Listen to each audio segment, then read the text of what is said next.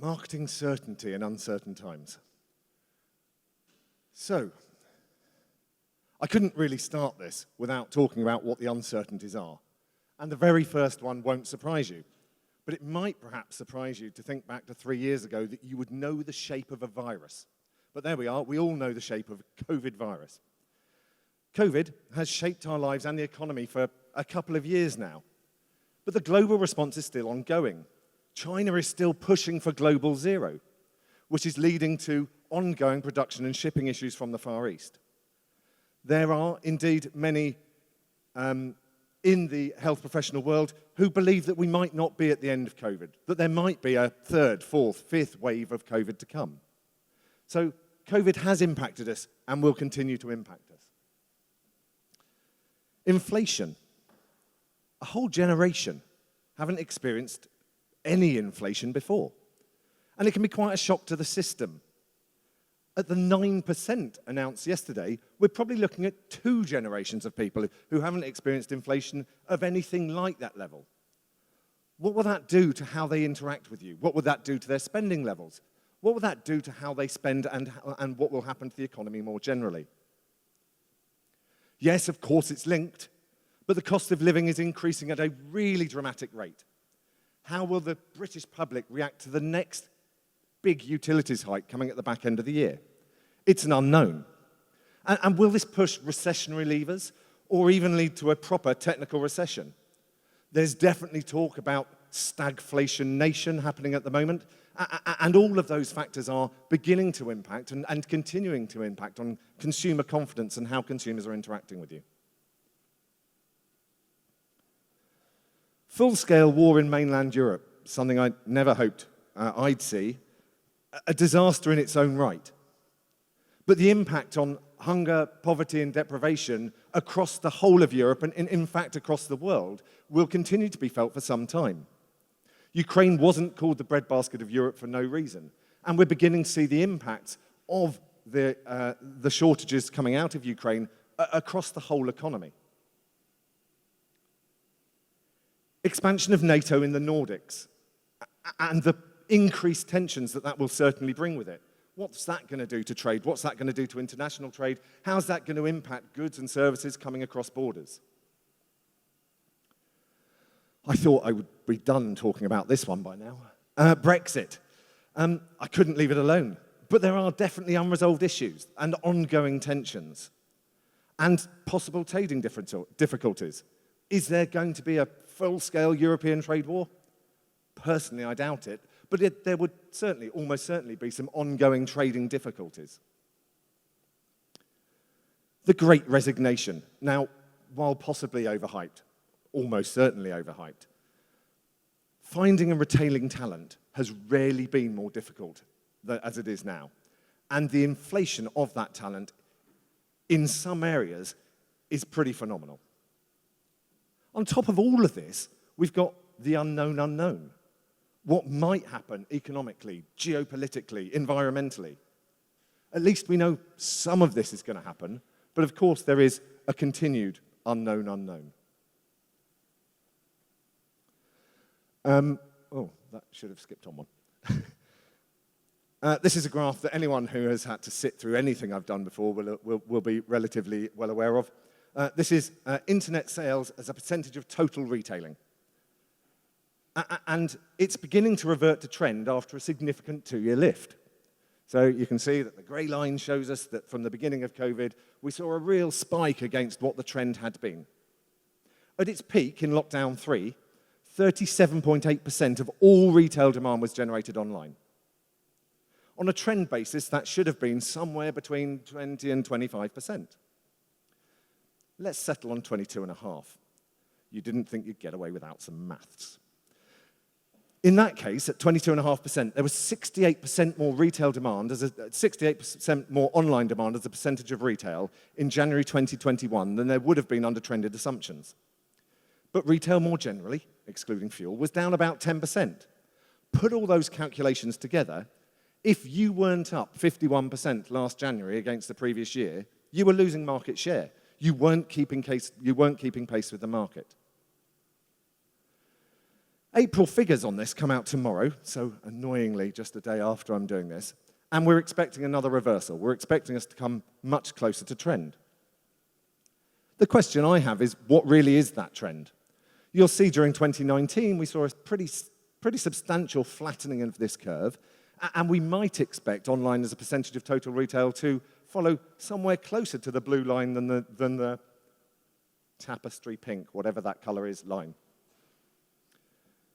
How have we allowed for this? How have we budgeted this? How have we dealt with this in our buying plans, in our structures? More uncertainty. Year-on-year growth. I put that there because our tried and tested friend in the direct-to-consumer world has never been less relevant. Year-on-year doesn't exist. Year-on-2-year doesn't really exist either. You're having to go back to 2019 to get like-for-like figures, and then we were a totally different business in 2019 than we are now. We're selling different products. We've got a different range. We've got different customers. We're recruiting more. We're retaining less. Whatever you're doing, you're a different company than you were 2 years ago. Now, while IMRG doesn't cover the entire of D2C, for us, it's been a pretty solid bellwether of performance over the last couple of years. Of course, it varies massively by category. Gardening specialists had an entirely different experience over the last couple of years to smart fashion retailers. But all of those people are dealing with a graph that looks somewhere similar to this, with really weird peaks and troughs that are really difficult to annualize. Timelines. I think it's really easy to forget how long our restrictions went on for in the UK. I think most of us will probably have baked into our diaries that 12th of April last year was when physical retail reopened. And in many ways, lots of people thought that that's when the world got back to normal. Because it's really easy to forget the ongoing restrictions that were placed on us. Tuesday just gone, a really important annualization for me. It's a year ago since I was allowed back inside at a bar or a restaurant. A year ago, just a year ago on Tuesday. Significant restrictions were in place right through until the middle of the year, right through until July. And then, come December, we were back in masks. So the impact of COVID continues on our year-on-year forecasting, on our year-on-year measurement, and continues to be a problem. What other challenges and changes have we got? There are many. I'll point out a few. PPC inflation, CPM inflation. There are some experts, I'm trying to find out where they are. There are definitely some experts here in the social space and some experts here in the paid media space where we have been seeing double-digit inflation in the costs of these media. It varies by segment, it varies by category, of course it does. It varies by how well you have tuned your marketing to allow for it. But there is pretty monumental inflation in these areas. iOS 14 and the limits to the visibility of marketing outcomes that brings, alongside the cookie changes that are coming into the marketplace, bring additional challenges, additional uncertainty. It means your marketing investment is more difficult to track now than perhaps it's ever been. For those who sit in some of the offline space, paper inflation and shortages, and I'm sure Cousin will be talking about this at some point, paper inflation and shortages have been absolutely front and center. We work with a couple of clients who had print jobs cancelled at the last minute in the run-up to peak last year because the printers just didn't have the available capacity. We are having to buy paper 6 or 7 months in advance, where we used to be able to scramble over the line at 6 weeks' notice. Scrambling over the line at 6 weeks' notice was always my preference.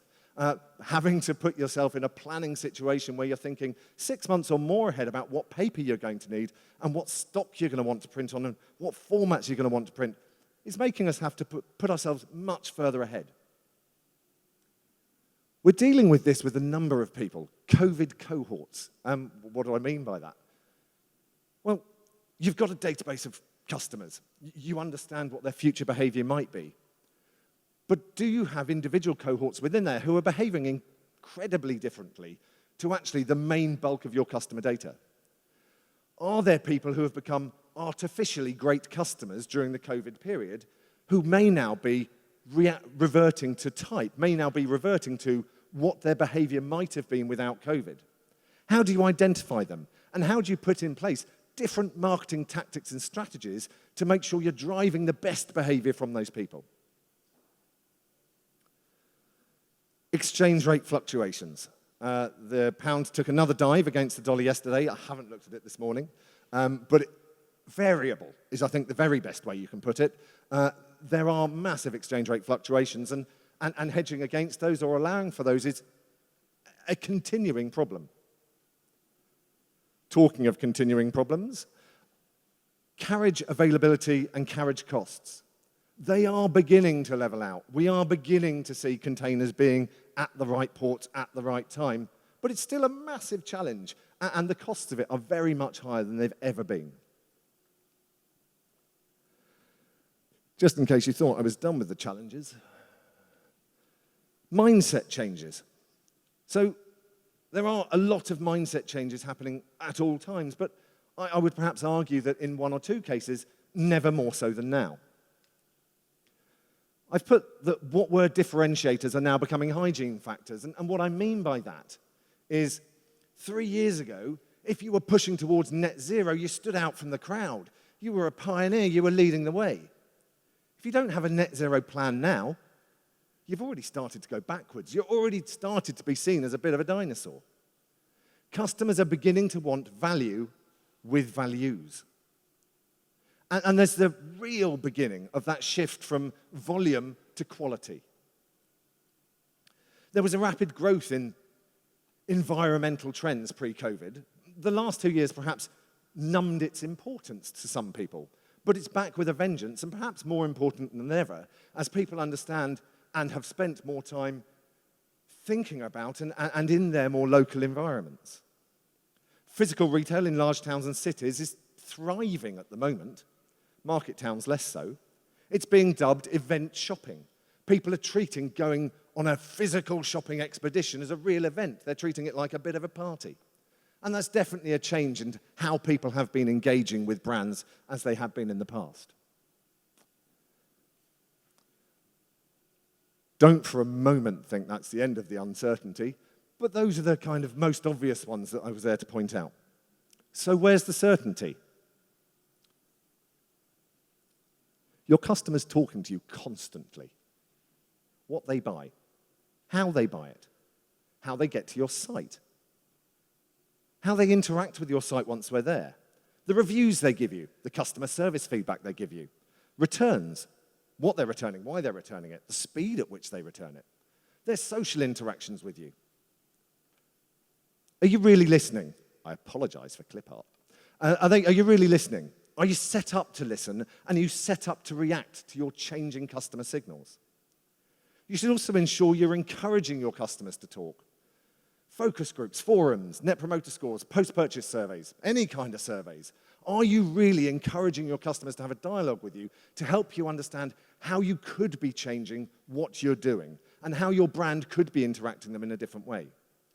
Listen, react, and respond. What I can be certain of is that there will be more uncertainty. There will be more change. There will be more upheaval. There will be more unpredictability. Build yourself the flexibility to tackle it head on. Weave, jump, duck, run, whatever you need to do. Be agile. Be open to change. Rather than trying to build certainty into your inputs, be certain you're fit and agile enough to tackle whatever changes come your way. And this agility needs to run through the business. Marketing, obviously. How can you accelerate or push ahead with some new marketing tactics that seem to be working? How can you pull back and restrain when the economy or the environment is more difficult? Is your supply chain as agile as it could be? What are you doing to push more agility into that? How agile is your fulfillment? Can you flex at the touch of a button? Is your tech development agile? Are you allowing yourselves to move from one area to another as and when customer demand is in the right place? Is your product agile. We saw some, and there are one or two retailers here, we saw some retailers prove their agility massively during the early stages of COVID by reimagining their product ranges. And they absolutely won on the basis of that. So understanding how customer needs are changing and allowing yourselves to be agile enough to react to that, hugely important.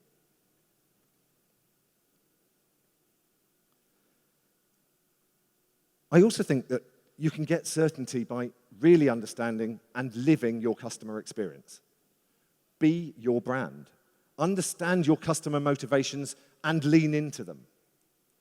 Customer experience isn't about UX. I'm not talking about UX. There are many good things about UX. I'm not talking about how well the website functions. It's a fully rounded thing. It's all-encompassing. It's all communications. Email, website, catalogs, other offline, banners, social posts, job adverts, dispatch notes, address labels. Literally everything that comes out of your business should breathe and live your brand. Packaging should do the same. Product quality and value. Delivery speed and service. How you deal with returns and refunds. It's all part of your customer experience and should all be understood, measured, so that you really, really get what your customer's experiencing, so you know what you should be changing and how to react to it.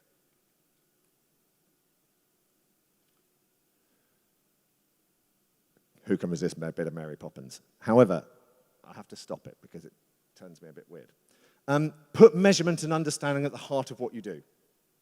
And put customer at the heart of that measurement. If you can understand where you're excelling, you can do more of it. If you understand where you're challenged, you can find opportunities. If you're not understanding, if you're not measuring, if you don't have the customer at the heart of what you're doing, you will be missing some opportunities. And then there's a last one. Focus. It's really easy, and I've sat there. I've only been on this weird agency side for a short amount of time. I've sat client side for years, and it's really easy to realize that I've got to keep the wheels turning. And to do that, you end up with scattergun approaches, and you don't necessarily have the laser-like focus that's needed to change some of the things you want in your business. Are you focusing on recruiting or retaining or both? And at what cost and why and how? Are you driving down a relevance and personalization route, or are you looking for mass market messaging? Are you looking for efficiency or growth with efficiency? And which of those and why, and through which channels? How are you going to measure it and how are you going to understand it? Focus is key in being able to deliver increased understanding and increased results and build the certainty of a business you need.